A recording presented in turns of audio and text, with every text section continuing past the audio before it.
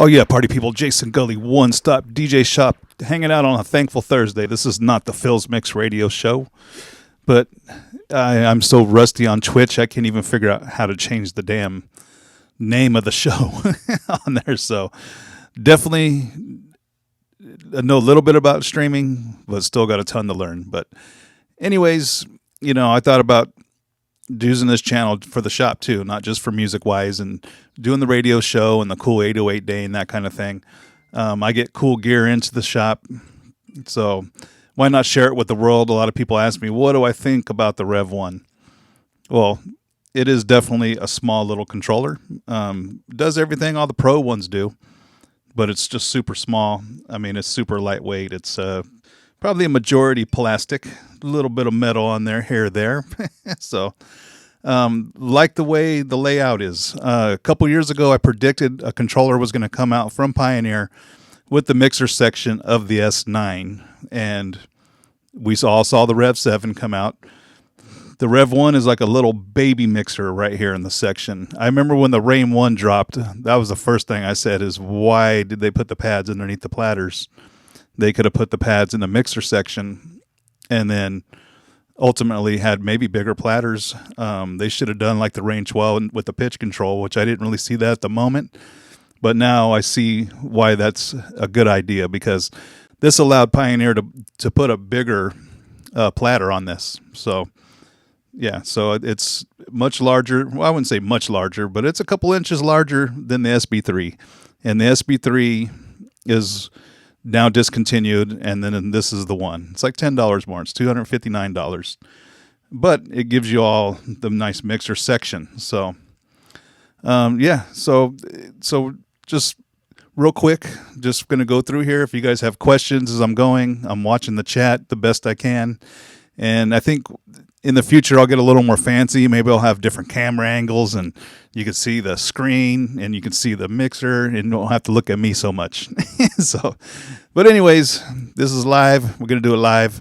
Going to put this on YouTube later and start trying to build that channel up. Right now I'm running Serato DJ Lite. That's what comes out of the box with this thing.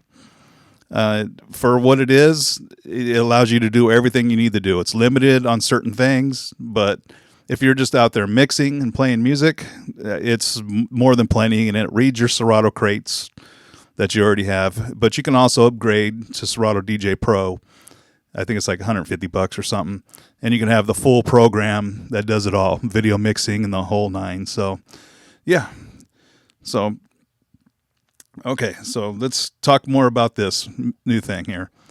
It's kind of nice having the pitch control up here. I know it's kind of weird because controllers have never done that, and it's a mimic of the turntable sitting battle style. And just so you know, it's sitting on a deck saver, and there's an S11 underneath it. So no mixers getting hurt here. I'm not disrespecting any gear by setting this up in the shop like this. I just don't have a lot of room in here to do it any other way. I mean, if you've been here lately, you see how full the place is, which is definitely a blessing right now with all this gear shortage going on. So, okay. So yeah, the battle style layout, the bigger platters, you can load songs from right here. It's got this is a scroll button. If you hit it, it goes back to your crates. If you hit it again, it goes back to prepare, which I love prepare. I use prepare all the time. Helps me remember to play a certain song. I'll start building a prepare list any gig that I do. Right on, Jay Steez, definitely going to need your help.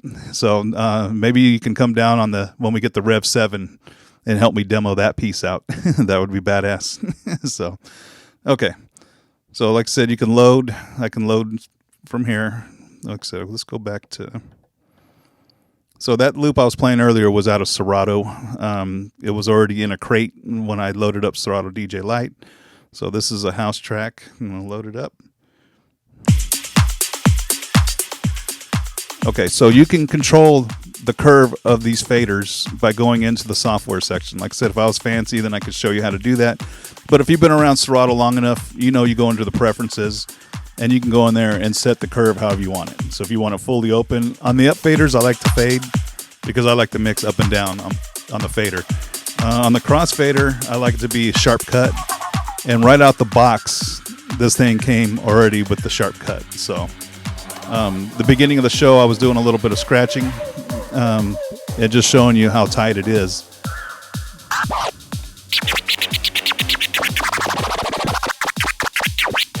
Of course, I have my buffer set all the way to the left, but you hear how tight that is, right?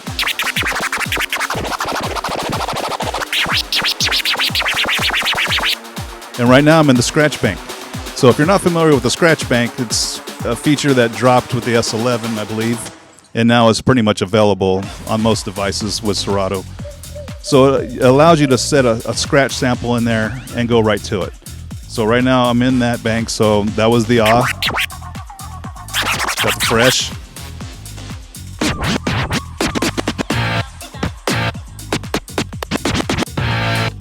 So it's just a quick way to get to a real fast scratch sample. Most gigs, you're probably not going to do that. Well, at least I'm not going to do that. I do a lot of weddings, and it's not scratch time at the wedding. But just for fooling around, it makes it real easy to get right to your favorite scratch sample. Okay, so of course you got the hot cues, taking me right to the beginning of the track, or somewhere in the middle of the track. All I know is I need hot cues, loop, and effects.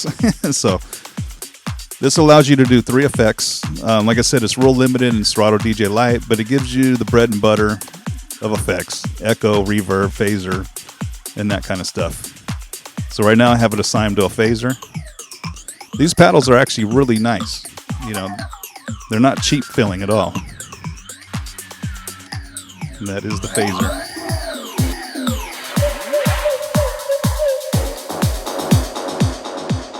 Now, as you see, they are post-fader. These are the Serato effects.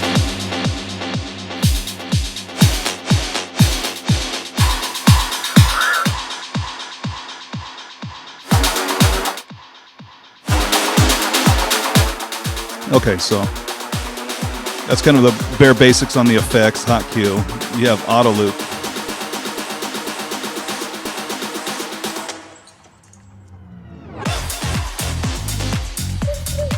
Automatically just drop me a loop.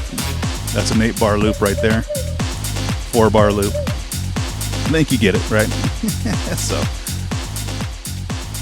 like I said, this thing does all what the big ones do. It does have beat jump for those that like to use beat jump. I don't ever use beat jump because if I'm not on beat and my drums aren't on time, I just go back to the hot cue and redrop. It's what I do. But, you know, I get that some of you guys like to use that. That's cool. Ain't nothing wrong with that. The feature's there for you. Okay, so we're gonna... Okay, so we talked about auto loop. You got a sampler on here, which some of y'all overdo, like every damn transition. Even dope DJs that are doing dope mixing are still... I don't know. You know, whatever, man. If the audience likes it, they like it. But I think overuse of it to me is just, it's too much. And in fact, when I'm out DJing, I don't drop any effects whatsoever like that, any samples like that. So I just keep it in the mix, keep it flowing. But, you know, we're all unique in what we do. There ain't no right or wrong way to do anything. You find what your calling is and you do it and you go for it. And if it works, it works. That's it. I mean, I hear guys on XM radio using the shit out of those air horns and shit. So, but they're on XM radio. Jason Gully ain't on XM radio. So, okay. So I'm going to load a track on the other side here. So let's see here. Let's go back to our crates.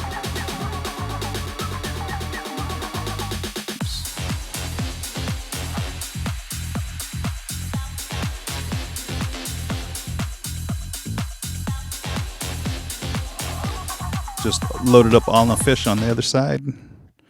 I don't know if that's copywritten or not, but I'll find out when I try to put it on YouTube. So, I'm telling you, it's tight, real tight. It's tight. It's tight.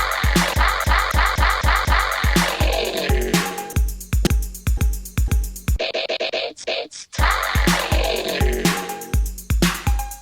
Okay, so what I'm going to go over now is this one that's called tracking. So, on the SB3, they had the Jazzy Jeff scratch buttons, which you would literally hold the button down and would start scrubbing away. And then you could hit the crossfader to get fancy. Well, this tracking one is a little different. It's, I don't know how to explain it, so I'm just going to turn it on for you. And you kind of got to be working the fader. So I know that Pioneer puts it out there that, they could use this feature and it'll inspire them to learn to scratch. I don't know if I agree with that necessarily. I think that if you want to scratch, that you need to actually just scratch. Like grab a sample, use the platter, the crossfader, and just start going for it until you get the feel of what you want to do. And then if you go deep into it, there's tons of different styles and names and, progress. But right off top, you're just going to want to sit there and scrub. So.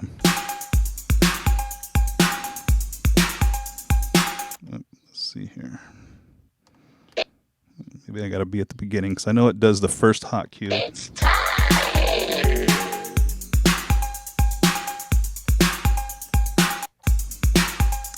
Well, of course, right now I'm not getting it to work. So let's go back. Hot cue.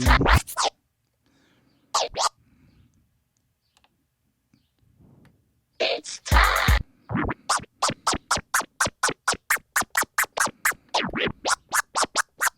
Okay, that's right. I got to be moving the platter. So you see how it's doing different stuff, and I'm just randomly moving the platter. I'm not even trying to be rhythmic here.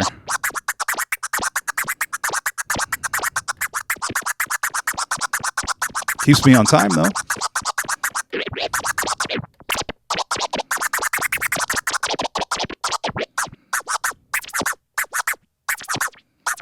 Okay, so to me, it's not that practical, but that feature is on there. The Jazzy Jeff one seemed to be a little bit more fun to play with, but in the end, that's what the tracking is. I didn't know why they called it tracking, but it's if you want to learn to scratch. So now let's talk a little bit more about the unit itself. So the unit itself is just slightly bigger than the SB3. Okay, so it's USB powered only. Right now, the laptop is powering this bad boy, and it only has RCA outputs, which are unbalanced. That I'm running it right into the S11 on the auxiliary, and it has a 1/4-inch microphone.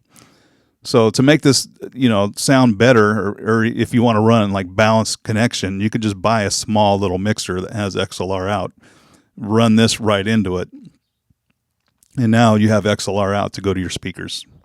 Or you can use the XLR mic pre on the mixer itself to make it sound better. So that's what you would want to do if you're going to go out to do a gig with this. If you just want to take it on a road trip and go out camping, it's perfect for that. It's portable. It's bus powered off the laptop. And you can use the internal speakers on your laptop if you want. You don't have to have a set of speakers to run this sucker. But of course, you probably want to. It'd sound a hell of a lot better, especially if you're just trying to get people dancing. So, yeah. And I don't know if I talked about anything else. I know it's got auto loop on it. It's got deck 3 and 4 mode, which is kind of weird on this. I know some guys swear they mix more than one track. I mean, more than 2 tracks. I always hear the guy like, "Oh, I need 4 channels." It's beyond me why you need 4 channels, unless you just want to have a handy auxiliary ready. So if shit goes down, you can turn that on real quick. I don't think the dance floor would know if you're mixing 3 or 4 songs at one time. I don't know. I don't see that happening. I don't know. So, but I know there's always this little complaint out there about having multiple channels. But the good news is there's plenty of 4-channel controllers out there for you. So I know the REV7 is going to be a 2-channel as well. Again, not a lot of people using more than more than 2 tracks at a time. I mean, I know I'm not. I'm going one record to the next record to the next record to the next record, and back and forth and back and forth. So, yeah. So I think I've been pretty thorough on this for the most part. But I'd say for $259 and all the features, man, we're so spoiled nowadays as DJs to have something like this for that price. I think I almost paid that much money for a Radio Shack mixer back in 1992. So. And to get something like this and get going, it would have been like, damn. And this will set you up for the future because it's got all the bells and whistles most of the big controllers have. It's just a smaller footprint. But these new platters feel real tight.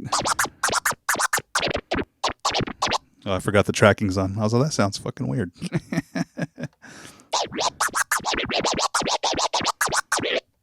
And it still has the old school cue right here. So I don't know much folks that use that anymore since we got Serato with hot cues. But that allowed you to save a spot. You know, if you were rocking CDJs back in the day, we used that cue all the time, you know.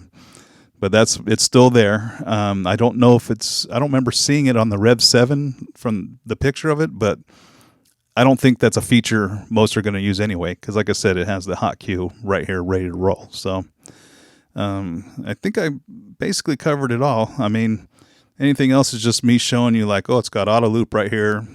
You can extend the loop.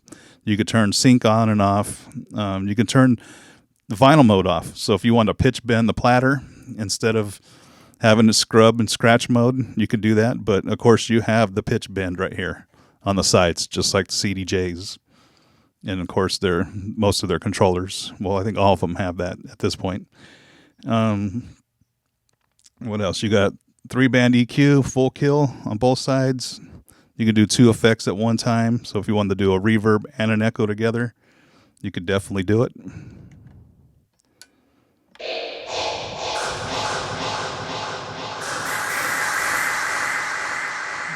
A crazy cave hallway right there. Oh, you have roll on there as well.